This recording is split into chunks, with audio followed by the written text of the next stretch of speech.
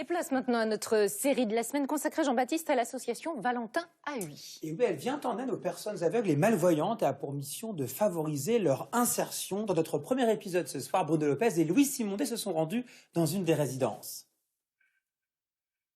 Bon, comme d'habitude, messieurs, dames, vous me parlez pour savoir où vous êtes. Oui. Muriel ici. Ah, vous êtes là-bas maintenant. Attends. Muriel Leleuche est une des 53 retraités de la résidence. Une résidence de l'association Valentin AUI adaptée aux déficients visuels. Allez, ascenseur. Allez, avance. Une sortie à la supérette pour acheter de quoi nous préparer un gâteau avec Java, chien fidèle. Elle m'accompagne pour les courses, les promenades, puis la compagnie. Je suis pas toute seule chez moi. Allez, va voir. Ça va, Muriel? Oui, ça va. Salut, là-bas. J'ai un morceau de beurre doux, s'il te plaît. Un morceau de beurre doux en barquette, là. Comme d'habitude, alors. Tu peux m'aider, s'il te plaît? Oui. Voilà. Merci. Bon. Allez, va à la maison. Vous le connaissez par cœur, ce chemin? Je connais mes parcours. Je connais mes parcours. Quand j'ai obtenu Java, l'éducateur vient pendant une semaine pour nous aider à repérer nos parcours habituels, quoi. Malvoyante de naissance, Muriel Leleuche a définitivement perdu la vue lors d'un séjour à la montagne. Sans lunettes de soleil, sa rétine fut brûlée. 94 grammes. Je vais ranger ça. Vous dites non-voyant, Muriel? Oui, je préfère non-voyant que aveugle. Pourquoi? Je sais pas, aveugle, je sais pas. C'est pas un mot qui me plaît beaucoup. La plaque chauffante, elle n'a pas de repère, elle a un point de départ. Et j'ai mis une petite butée sur ce qu'on enclenche pour chauffer la plaque.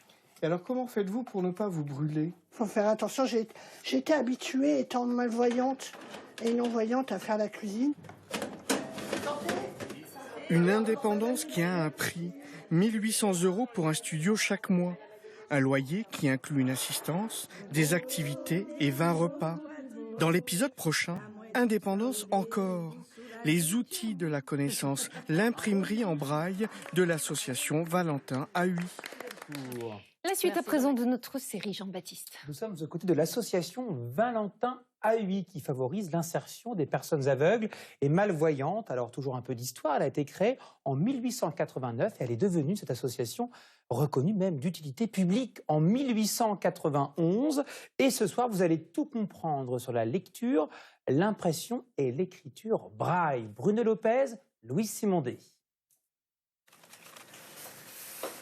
La main se promène sur les bosses et les creux.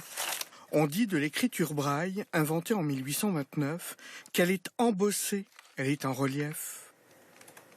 Kevin Robin est transcripteur. À l'imprimerie de l'association Valentin AUI, il utilise un logiciel qui transforme la note de musique ou la lettre classique en signe braille. Voici le texte qui sort de l'embosseur.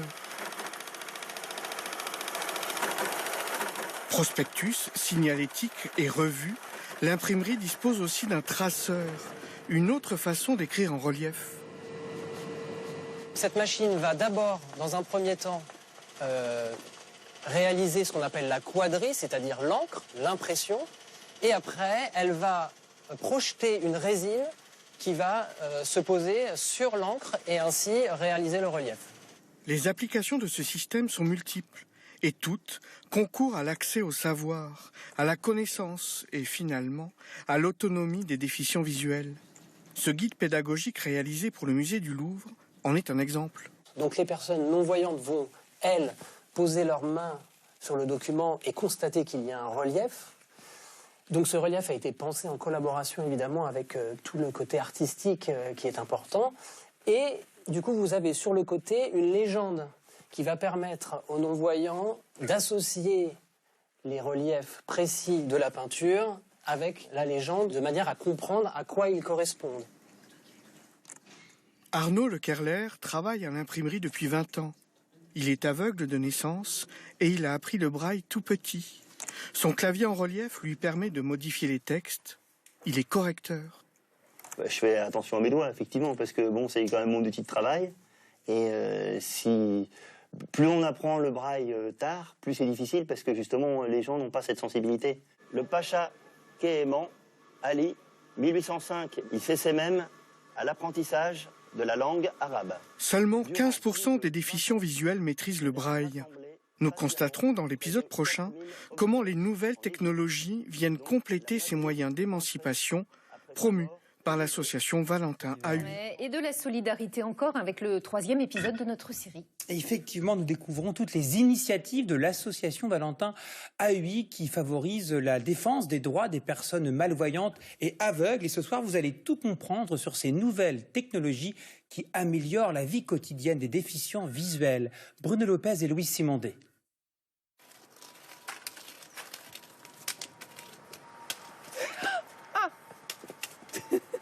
Ok, j'ai fait trop. Bon, c'est pas grave. Je suis encore débutante. Malgré l'épreuve, Togne Thorsen garde le sourire. Une détermination à vivre, quoi qu'il arrive. Bonjour. À l'association Valentin AUI, un bénévole l'attend. Il va lui montrer comment les applications et l'intelligence artificielle permettent plus d'autonomie. Sur la table, il y a un téléphone fixe blanc, un magazine intitulé Union sociale avec une image de votre personne souriante et une théière colorée avec des motifs bleus et verts. Où sont mes clés? Qu'est-ce qu'il y a devant moi? L'audio-description a révolutionné le quotidien des déficients visuels, quand tout, jusque-là, reposait sur un travail de mémorisation. Tac. Oui. Tiens. On est condamné à travailler un certain nombre d'autres sens quand on a perdu la vue, parmi lesquels, forcément, la mémoire, pour effectivement compenser les manques qu'on peut avoir en termes de rapidité par rapport à une personne voyante. Je suis fière quand j'arrive à faire quelque chose toute seule. Et pour le moment, c'est mon meilleur compagnon. Mon meilleur compagnon, c'est ma canne. Et c'est un tout petit peu comme un prolongement de mon bras. Un instant, je vais juste essayer d'analyser. Celle-là est un danger pour moi. Celles-ci, ils sont... Oui, justement. Je vais attendre. Peut-être je peux traverser quand même. Bonjour. Togne Thorsen est norvégienne. Excusez-moi. Autrefois, elle était créatrice de mode, mannequin, photographe. Mais ça, c'était avant l'opération d'il y a 3 ans. L'ablation d'une tumeur au cerveau a entraîné la section du nerf optique. Plus rien, plus d'image. Je suis toujours contente d'être là, en fait. Il faut être très persévérante et avoir beaucoup de courage, déjà pour sortir de chez soi. Et aussi pour faire pas mal de choses, parce que rien n'est comme avant. On n'a pas l'aperçu de ce qui se passe autour de nous du tout. Donc, c'est pas facile. Active sur Instagram et autres réseaux sociaux, Togne Thorsen déroule sa vie sous nos yeux. Prochain et dernier épisode, l'association Valentin AUI et l'insertion professionnelle. Former les personnes malvoyantes pour les aider à trouver du travail, c'est aussi l'une des missions de l'association Valentin AUI. Au cœur de notre série de la semaine, gros plan sur l'atelier de réparation de cycles, un exemple de ces parcours d'insertion avec Bruno Lopez, Louise Simondet, montage Laurence Comio.